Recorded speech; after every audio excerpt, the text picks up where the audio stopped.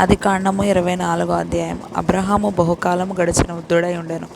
అన్ని విషయములలో యెహోవా అబ్రహామును ఆశీర్వదించెను. అప్పుడు అబ్రహాము తన కలిగిన సమస్తమును ఏలుచుండిన తన ఇంటి పెద్ద దాసునితో, నీ చెయ్యి నా తొడ క్రింద పెట్టుము, నేను ఎవరి మధ్య కాపురమున్నాను?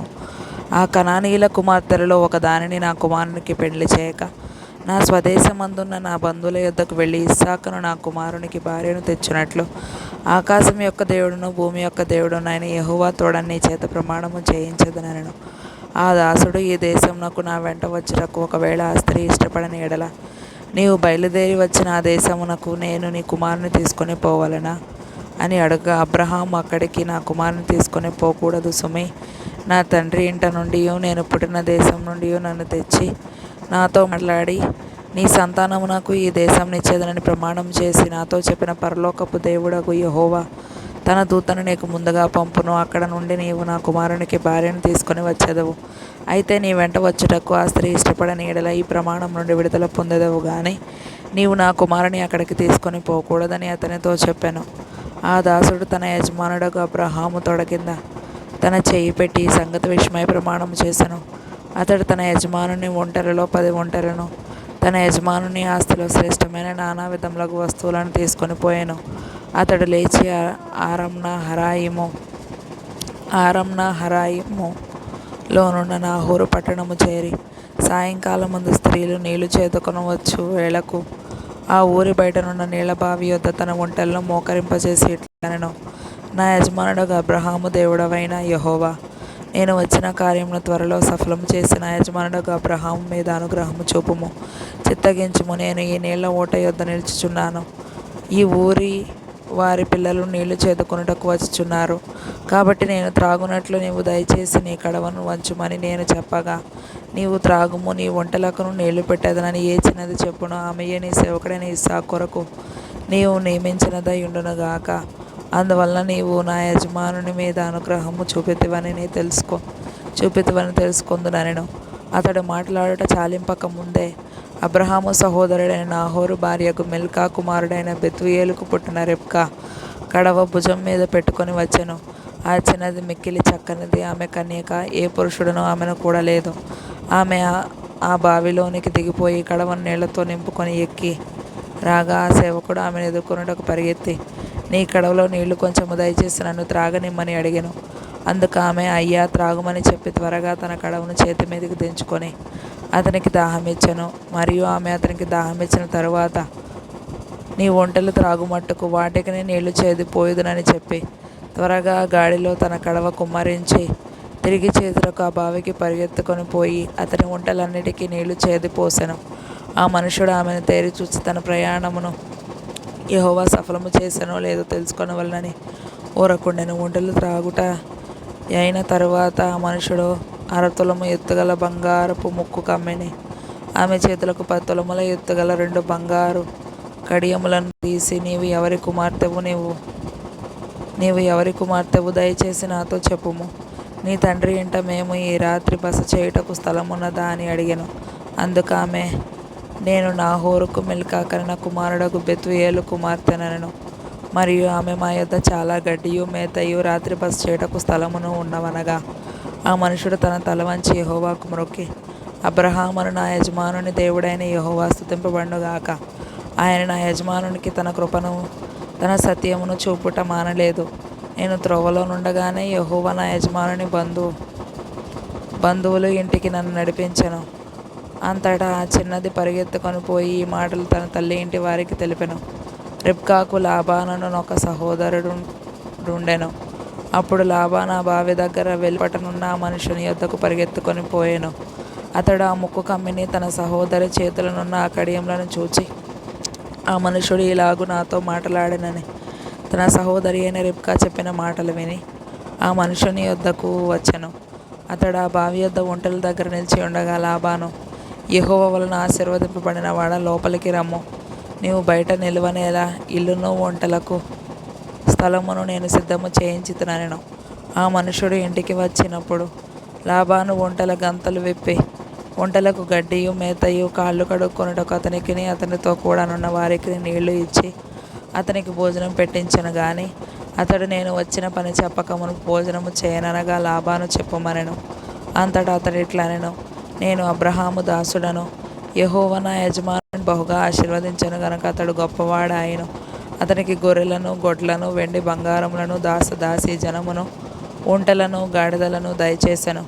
నా యజమానుని భార్య అయిన శారా వృద్ధాప్యంలో నా యజమానునికి కుమారుని కనెను. నా యజమానుడు తనకు కలిగినది యావత్తును అతనికిచ్చి ఉన్నాడు. మరియు నా యజమానుడు నాతో, నేను ఎవరి దేశమందు నివసించుచున్నానో ఆ కనానీయుల పిల్లలలో ఒక పిల్లను నా కుమారునికి పెండ్లి చేయవద్దు.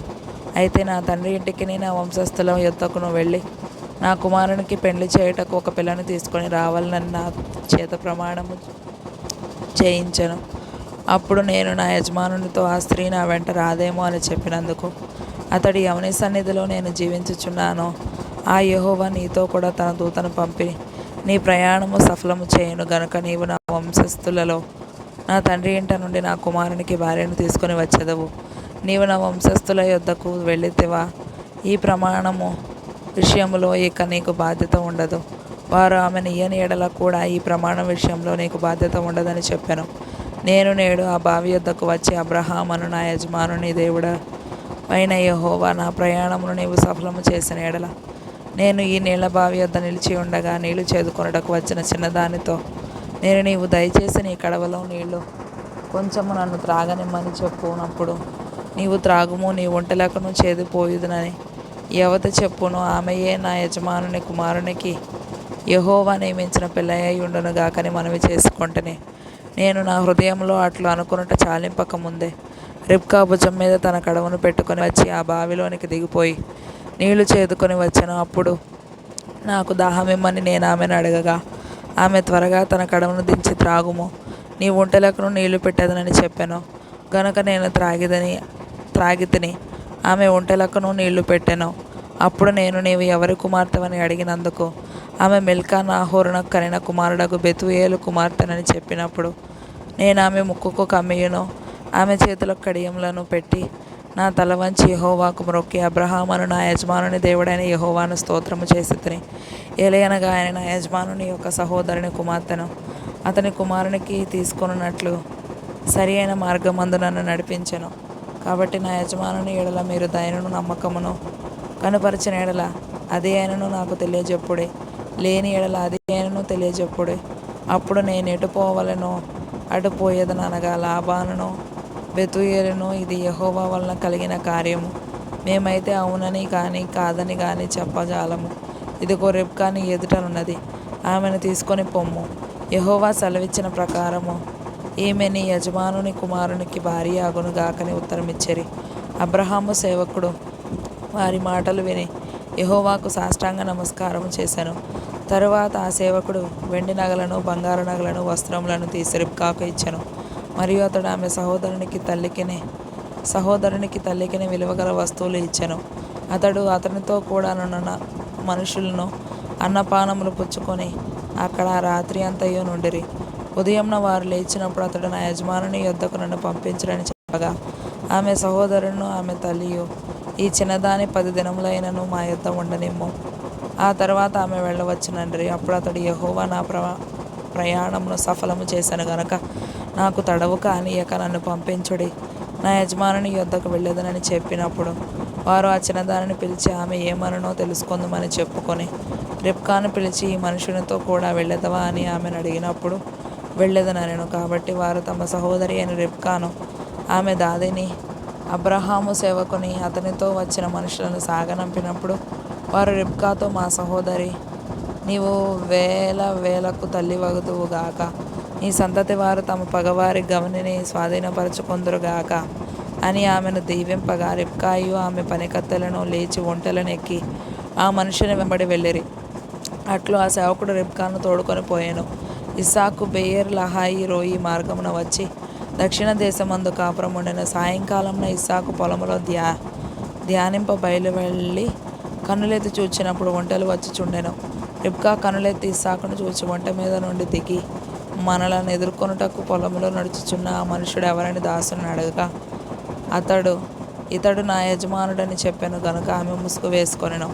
అప్పుడు ఆ దాసుడు తాను చేసిన కార్యములన్నీ ఇస్సాకుతో వివరించి చెప్పెను. ఇస్సాకు తల్లి అయిన శారా గుడారంలోనికి ఆమెను తీసుకొని పోయెను.